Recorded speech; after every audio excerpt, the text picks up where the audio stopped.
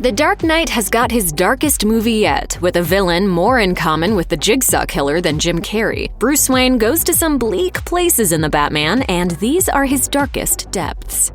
By the time the Batman starts, it's been 2 years since Bruce Wayne's mission to fight crime in Gotham has begun, and by his own admission, he's failing. Things have only gotten worse since he put on the mask and began spending his nights striking fear into the hearts of criminals. Even though the myth of the Batman and the looming threat of the violence he spreads has rattled the criminal element, it has barely slowed their pace. Bruce wants to change Gotham for the better, but knows deep down that what he is doing is not having its intended effect. Before he can fix his focus on the bigger picture and discover the true breadth of corruption and graft that has long strangled any potential for improvement in Gotham, he must trudge through this fruitless, repetitive cycle, and by the time we meet him, it's clear that it's taking a toll. The first time we see Batman in action, the audience gets a glimpse of what these brutal late nights have been like for Bruce. He encounters a gang of face-painted hoods recreationally assaulting random people in the street and filming it for kicks. They're about to descend on their latest victim, a guy simply trying to make it home on the train, when they are confronted by Batman in full cloaked regalia. I'm vengeance.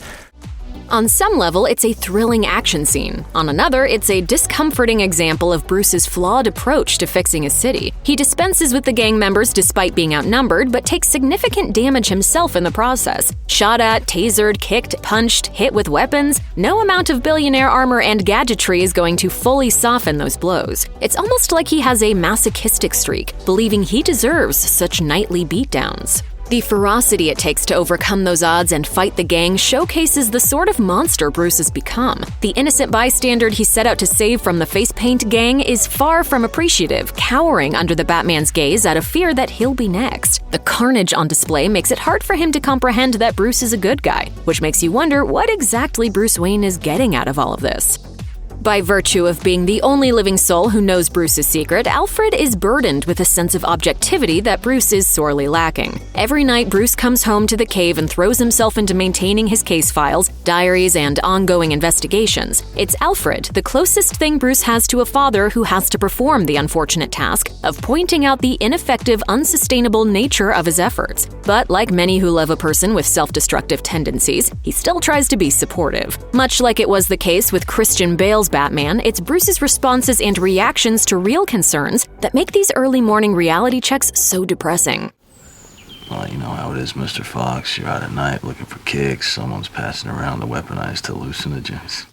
We've already established through Bruce's own admission that he doesn't really care if he dies doing what he's doing, but when Alfred urges him to think of his family's legacy as he continues to ignore managing his fortune or engaging with the company his father left him, Bruce remarks that his mission as the Batman is his family's legacy. That alone would be a pretty dark declaration to make, but every time Alfred pushes him further, Bruce responds with callous and selfish thoughts to put Alfred in his place. When Alfred tries to be firm, Bruce reminds Alfred he's his butler and not his father. When Alfred won't let Bruce go to a funeral without cufflinks on to keep up appearances, he makes Bruce wear his own, to which Bruce asks if Alfred himself is a Wayne. It's a question whose answer is meant to hurt Alfred for suggesting any connection to this lineage. Alfred explains to Bruce that it was his Thomas Wayne who gifted him the cufflinks, and that he was close enough to be family to the man Bruce is killing himself every night to avenge.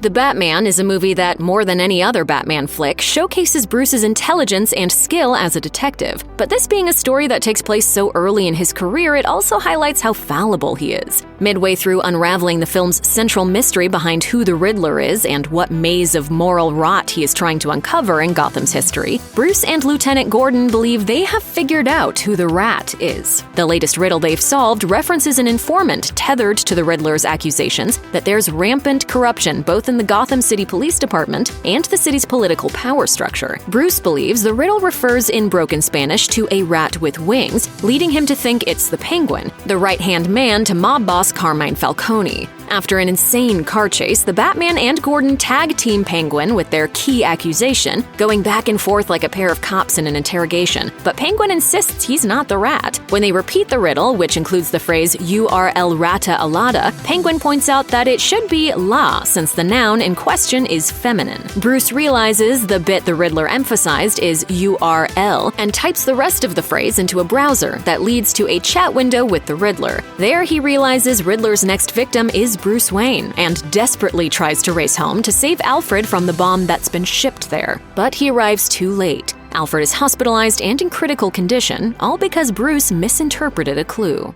Oh, you're really not as smart as I thought you were.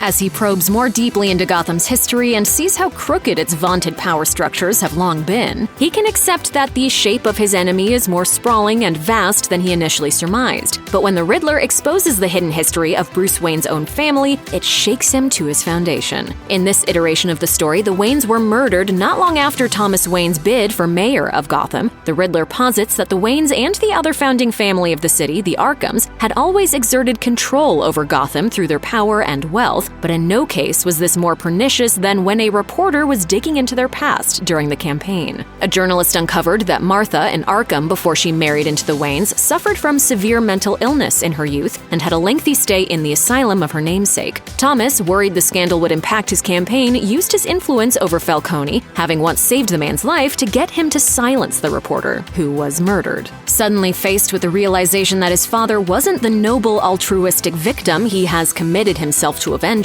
Bruce is sent into a tailspin, calling into question everything he's ever known. Although he later discovers that what he's been told by the Riddler and Falcone isn't exactly the whole story, such revelations still rock him to the very core of his being.